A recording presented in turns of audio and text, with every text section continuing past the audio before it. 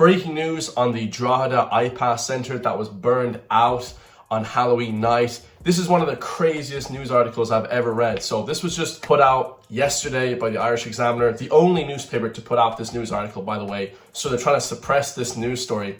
It says the landlord linked to gang feud being paid millions for asylum seeker accommodation. Obviously, there's a massive conspiracy behind that Ipas Centre burning down. First, we heard Justice Minister Jim O'Callaghan say that it was burned out by fireworks. Then we got a video released to us and the Gardaí said the man burnt the staircase down. There wasn't the entire place burned down, but the actual whole staircase was burnt out and there were a lot of people trapped in there. It actually displaced nearly 30 Ipas asylum seekers. Obviously, watching the footage, the man was in socks. It was super nefarious. We don't know how the hell he got in wearing no shoes into the actual apartment there. We don't know how he got in. They said the door was kicked in, but then they said he slipped in. They said that he actually snuck into the actual property, but there's a code on the door as well that you wouldn't be able to get in unless you knew the code. So very, very nefarious. Seems like there's not the full story being told to us right here, but absolutely crazy that this would come out then a day or two later. So it goes on to say then, a rogue landlord linked to the Drogheda gang feud has been paid millions for providing asylum seeker accommodation, the Dáil has been told. And obviously now somebody has gotten mad that this man has getting paid millions, so they're trying to burn down the properties that he owns so he can't get paid millions. You understand? A very crazy news story. I mean, this is like something out of a flippin' movie. I'm like, Ireland is turning into a flippin' Hollywood flippin' drama. It says, Sinn Féin TD for Louth, Joanna Byrne made the claim under Dáil privilege when speaking about a fire which trapped one adult and 4 children, including a baby, upstairs at the facility in the town last week. Now, the reason I didn't want to report on this story is because I wanted to wait until people were arrested. And just this morning, we have 2 people arrested by the Gardaí Síochána on Garda Síochána, the Irish police force. In a crazy new twist to the story, we're going to get onto that afterwards. It says the fire was deliberately started at about 8 p.m. last Friday, Halloween night. Halloween night is always crazy in Ireland, lads. For those who's been to Ireland, like Dublin, like North Dublin, Drogheda, in Louth is just crazy. Everywhere, Cork is just crazy. Fireworks going off. A lot of hassle, a lot of flipping drama going on. We saw that the Gardaí, when they went into certain areas of Dublin, they were literally driven out of there by the amount of fireworks and flipping firework bombs being thrown at them. It's just crazy stuff. So it says it deliberately was started at the International Protection Accommodation and St. George's Street in Drogheda, where 28 people were staying.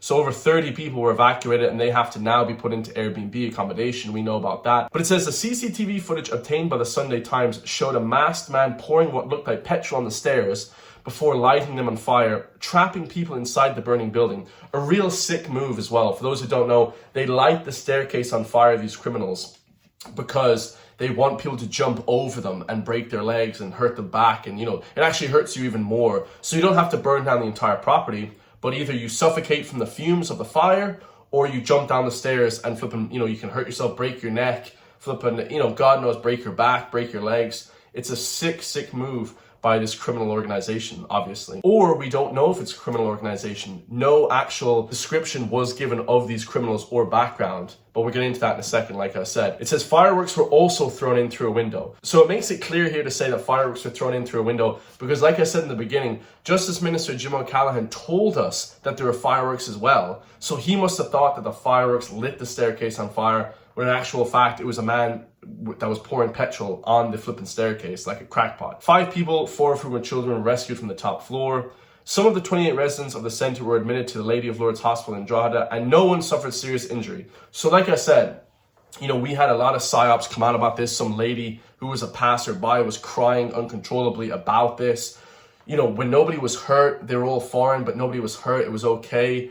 But only literally a week ago, we have an Irish 10-year-old girl who you'd think this passerby would have more of an affinity to, who was sexually assaulted brutally by a 26-year-old predator from one of these Ipas centers. So it's almost like they're trying to portray like the Ipas centers are good, that they're victims of these attacks. But in reality, a lot of people in these Ipas centers as well are sexual predators, or at least one of them, from that City West hotel. So it's a whole flippin' psyop back and forth with the Irish mainstream media and the Irish people trying to portray these Ipas residents in a certain light, trying to portray these, foreign people coming in as good people, great people, when in actual fact, you know, that's a whole psyop, guys. When obviously we know we have no background checks of these people. It's a complete disaster. So this passerby that was crying about these residents, there was no passerby crying about the City West Hotel. Okay, there was no empathy or anyone talking about it in mainstream news, just completely swept underneath the carpet. So Mrs. Byrne told the Dáil that there are no published inspections of direct provision or emergency reception and orientation centres in County Louth for this building in 2025. The government has paid millions of euros for asylum seeker accommodation to this company, which is owned by a man who the Criminal Assets Bureau linked to the Drogheda gang feud. This guy is getting potentially weapons funded, he's getting, you know, arms funded, like he's getting fueled to fight in this Drogheda gang feud by this Ipas center. Like, bizarre stuff. How is the government fueling this gang criminal leader? Like, what the hell is going on? Mrs. Byrne referred to him as a rogue landlord. Recent media reports suggest the owner of the company, Secure Accommodation Management, has been paid 10 million euro. Oh my God, let me repeat that again, lads. This is just bizarre because people are becoming multimillionaires, quarter billionaires, huge money, 10 million euro since it was set up in September 2022.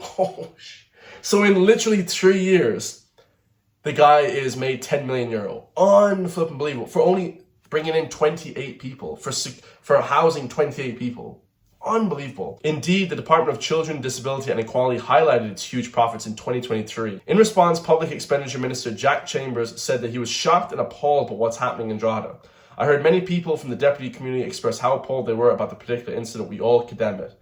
But what about the money being paid to this guy? We all know that we condemn it, attacks on people, on innocent people. We obviously know that.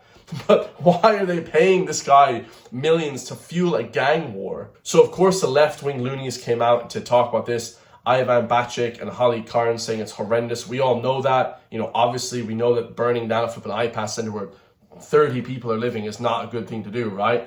But like I said before, guys, they're fueling this guy's crazy crackpot gang war. But notice how the mainstream media is super pro-immigration when we've seen in very recent reports just last week, the month before, 82% of people, maybe higher, might be 90% of people, have now said that immigration numbers are too high. They're way too high. But it says here, lastly, this is where anti-immigrant and racist rhetoric has led us to, a violent attack on vulnerable people that could have easily led to children being killed.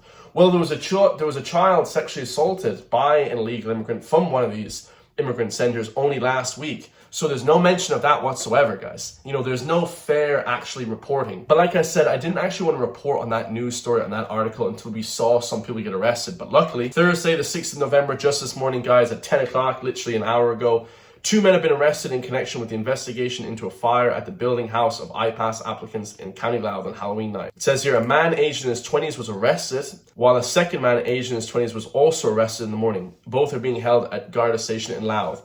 You know, if I was to speculate, you know, maybe some guy was waiting outside, he was in a car ready to just drive off, while another guy was doing the actual act. He ran inside, he soaked the carpet in petrol, maybe he got it from the flipping boot of the car, and then he took all the fire and everything and threw fireworks into the house, or maybe just two of them walked up and just did it. But how they actually got into the property still remains a mystery. We have no outdoor footage of CCTV when you can clearly see there's a camera on the wall right here. Okay, I'm circling it right now, guys. You can clearly see right beside the stop sign right there, the traffic light sign.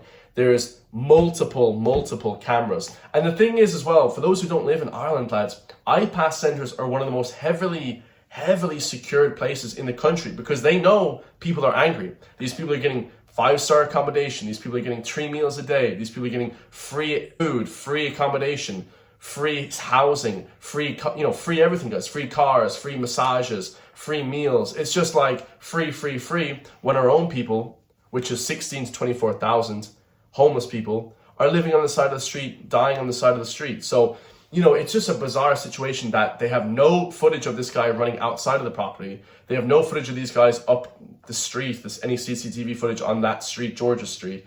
They have no actual footage of any of these people. Or maybe they're just trying to hold on to it for, you know, police reasons, but I doubt it, guys. You know, this is what the mainstream does. They keep us out of the loop. They know all the information, but they choose not to report it. I love you guys all. Hope you enjoyed that video. Hit the join link underneath the video for just €3 per month to help support me, so I can push back against the mainstream media, because the mainstream media is dead. The mainstream media are liars, okay? The Irish government are also protecting all these people. We need to push back against this, and I'll see you in the next one, guys. Peace.